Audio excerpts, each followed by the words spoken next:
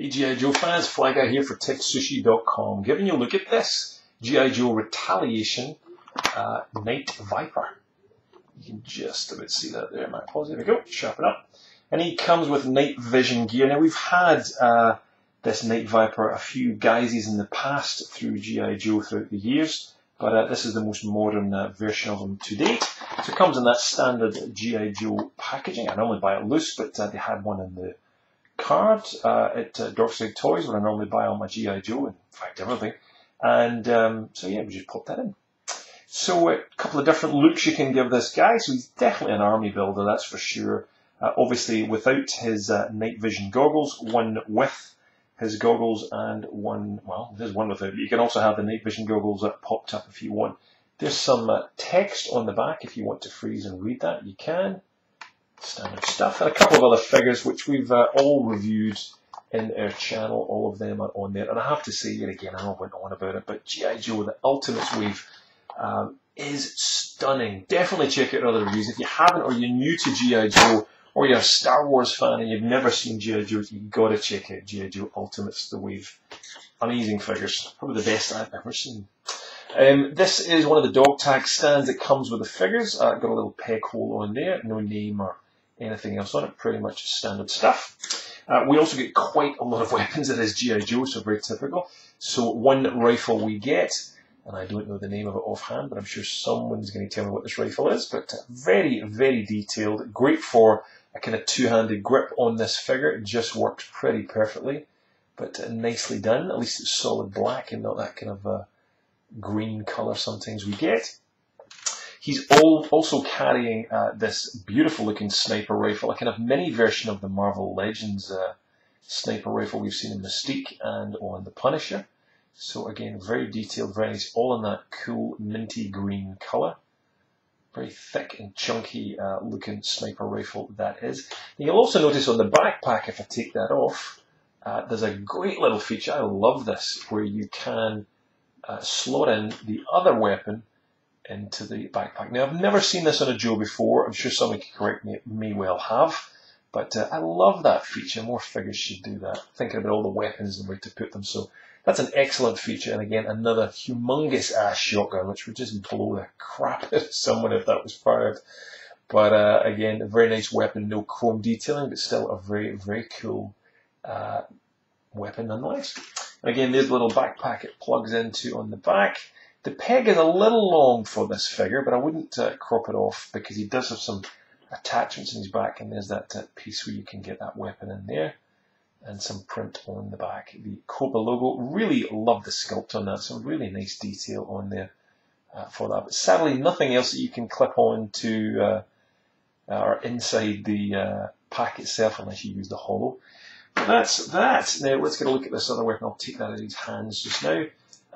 Let's get a look at what else he's got. Now he's also got a weapon on him, a small pistol. You can just about see in the holster there. Doesn't quite fit very well, but it's doing the job. Let's see if you can see that a little better there. It's a very small little pistol. Just fits around the figure beautifully, and that kind of fits into this large holster, which I think is a remnant from one of the G.I. Joe Rise of Cobra figures. I believe that was one of the larger Mars weapons. The size of them was a lot bigger, I believe, but I could be wrong. Some nice sculpting and detail on that vest that I believe again has been used before. Again, I might be wrong, please someone correct me. There is a knife that I've wedged in there as somewhere to store, and you'll see that's that there. Very simple, straightforward stuff, which we've seen before, nothing to write home about. And again, on the figure itself, that holster, the gold paint, the nice kind of sculpting done there. He's also got, shall we call it a man bag, a man purse, I don't know. And in that man bag, he carries, because he's out in the dark, he carries a torch, and that plugs in very nicely into his little man bag there. He's so metrosexual, this G.I. Joe character. He's got everything. There's his little ammo pouch and that slot there for that torch, which pops in there. You could almost put the knife in there too if you want to, but now he's got a peg on the back, obviously, for the backpack that he's got. that's pretty much all the features that are on them. You can obviously take the waistcoat and whatnot off. Now there is the Night Viper camera kind of headset piece. It also rocks up. That's what I was talking about, the third look. It's quite a cool look from it. You get to see the eyes, the beady eyes through the black mask. So you can have it as such, or you can just remove it, he says, without taking the head off, which I probably will do. Come on. Well, there you go. You can have another look, which is the without the Night Viper goggles. Almost looks like a motorcycle. Motorcycle! It is 1 AM here, by the way. So there we go. There's the black mask underneath, not to be confused with Batman. So again, very detailed and very nice. And that beautiful green cobra logo on the chest, that kind of zigzag on the mouthpiece there is very cool. And that little, I don't know what that is, that little emblem there. I'm sure someone can maybe tell me, but the skull with the electricity bolt through it is rather cool. I'm sure we've seen that in some comics somewhere. Great looking figure overall. Love all the detail on him, even down to the boots. All the sculpting has been done very, very well. I really do like this figure. I'm sure it's a kit bash of other bits and pieces. It is a G.I. Joe. That's what they do, but I am liking the style of it very much. It's very, very cool. So he does have a ball jointed head. You'll see the shoulders there, ball joint with a hinge at the shoulders, ball joint with a hinge at the elbows, and he's got swivel wrists. He's also got that double action. So on this wrist, that's the way the wrist moves, and on the other wrist, it moves back and forth as such. He's also got a swivel torso, and he's got those standard G.I. Joe peg legs and double joints at the knees. So lots and lots of articulation, and those pretty awesome ball joint with a hinge ankles. So plenty of movement.